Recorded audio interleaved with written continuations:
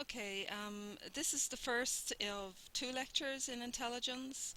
Um, the first lecture will be about the development of psychological assessments in the 20th century, and the second lecture will be about alternative views that began to emerge in the 1980s and generally leading us to a different concept of human intelligence in the 21st century. So, in the 19th century, some views about intellectual giftedness, how it ran in families, this became a popular idea. Francis Galton, a cousin of Darwin, he believed that intelligence is genetic, and he believed that certain classes of people were superior to others. So his view influenced the eugenics movement, which was a movement that about genetic superiority. However, nowadays we know that intelligence is at least 50% inherited, which means that the environment is actually playing a huge part. And it has a huge effect, and we know this from the scientific research. However, all things being equal, heredity does account for most of IQ differences between individuals based on the research. So let's start with the beginning of the 20th century, Binet's mental tests. Alfred Binet, he developed the first modern psychological assessments, and these were pretty much for the same purpose as psychological assessments today. They were used to identify children with, in relation to their educational capacity. Um, and so today, this idea about special needs is hotly debated, and I think this is a really good topic for critical thinking and critical analysis. In our class on intelligence, we talked about this issue and an alternative view about special needs, which is additional requirements which the universities tend to use as opposed to schools. The idea of additional requirements is that some people have different requirements to others in terms of their educational um, generally, and it puts the emphasis on the institution as opposed to the individual. In the school system, we still have a system that focuses on individual children as having special needs, and more often than not, it is thought that that the resources won't stretch, and therefore they can't meet these needs of these children. And so it's really putting the emphasis onto the child who has some sort of a deficit. And so we had a very interesting discussion about terminology and how we can critically evaluate this kind of terminology. So this refers to labeling and concepts of discrimination. So it basically asks us what is the purpose really of IQ tests. Just to backtrack a little bit, IQ as cognitive abilities, this idea came about in around the 1920s, 30s, 40s. Spearman was a statistician, and he became involved in measuring cognitive abilities, and the abilities he focused on were verbal, spatial and mathematics. He found that when people were good at one of these, they tended to be good across all of them, and when they were weak at any one, then they had similar scores across all again. And this led to the idea about general intelligence, or a G, sparking a debate about the nature of intelligence.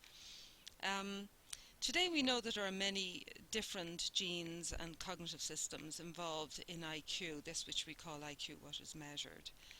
And not all are necessarily correlated in every individual, although the average person tends to score average across all of them. Ideas about fluid and crystal intelligence abounded. This is another concept which can be debated. The idea that the use of existing knowledge was crystallized early in life. This would refer to maybe language, for example. Then we had some fluid intelligence. But in the modern day, where we have to acquire so many new skills and so much new knowledge, it really leaves this theory open to critical reflection and critical analysis. So that's another point.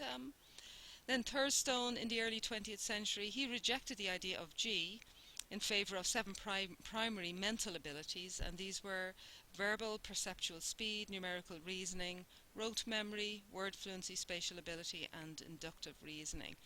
And so these actually are similar to modern cognitive IQ tests. They actually measure, they test around 14 to 16 different cognitive abilities. So, and they tend to get kind of averages across all of these, and this gives a score on the IQ scale. Many of the abilities appear to be related to each other, so people who score high on one, they also score high on the others. And difficulties on some tests appear to not impair intelligence, but may cause problems with learning. So you might find that people with dyslexia, for example, might be affected in this way, and sometimes people on the autistic spectrum. And some abilities appear to be more closely related to the concept of general intelligence than others. So here's an example of the bell curve, and IQ is generally put at the center as 100 IQ, so that's the midpoint of when you get the average of a whole population. And as you go towards the extremes, you find less and less people who have very low intelligence, people who have very high intelligence. So the vast majority of people are somewhere in the middle between 90 and 110. And you can read about the bell curve in any psychology textbook, or you'll find something about it on the internet. So what's measured in IQ tests? Well, overall IQ is a score that is collated to different scores on all of the 14 to 16 subtests. There are two sub-areas within overall IQ, and that's verbal IQ and performance IQ. And even within those, you can have other groupings. For example, in verbal IQ, you have verbal comprehension and working memory. In performance IQ, you have perceptual organization and processing speed. So, there does seem to be some sub-areas. IQ testing, current tests, this is a range of different tests. So it's picture completion, for example, vocabulary, coding, symbols, similarities, looking at block designs, arithmetic, matrix reasoning, digit span tests, general knowledge, information, picture arrangements, comprehension tests,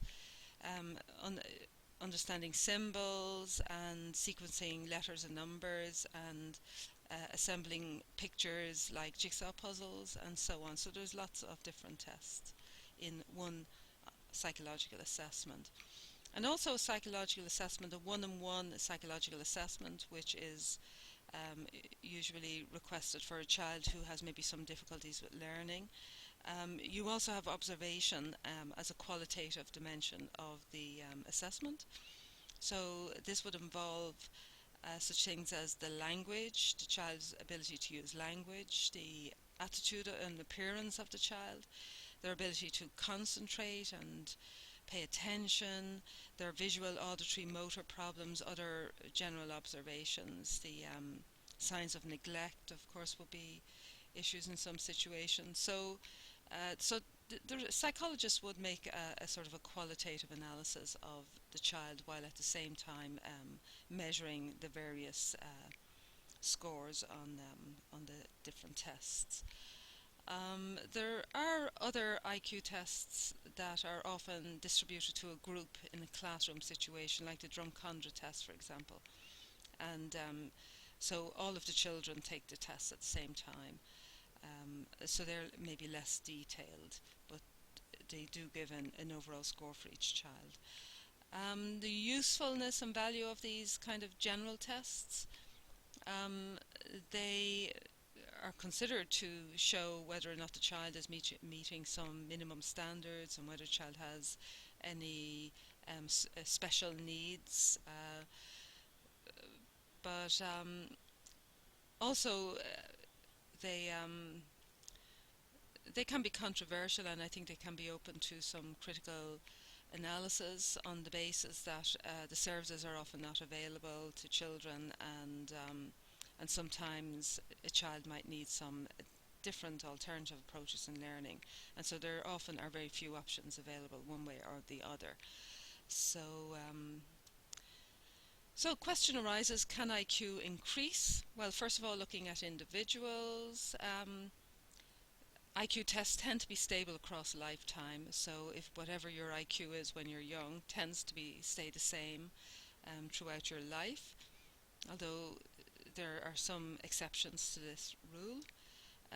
Early intervention programs with disadvantaged children do show that you can change an individual IQ, um, say 15 points after the first year of preschool education, and up to 5 points difference at age 15. So, and in addition to increasing IQ, these early intervention programs improve overall social and emotional development. Um, so that's the individual case, and people can overcome most early disadvantage in terms of IQ. And early disadvantage has a major impact on social emotional development and lived experience. So, what about groups? The Flynn effect showed that different groups of people actually increased their IQs across different generations, and this shows that IQ is not entirely genetic, that there is an environmental aspect to it, and there are no changes in the genetic code of the different generations. So this research has been very interesting in showing that IQ is greatly affected by education and learning and a rich environment. Um, so twin studies show that the environment accounts for 30 to 50% of intelligence, and there are actually courses in training so people can improve their performance on an IQ test without necessarily increasing their IQ. So this is quite popular in the US, but according to some students here, you can practice these tests online. So it seems to be the idea is to get some experience of IQ tests if you have to go and take one. So that kind of comes to the end of the first lecture. And then next lecture 2 will be about the challenges to this kind of way of thinking about intelligence as IQ. Okay.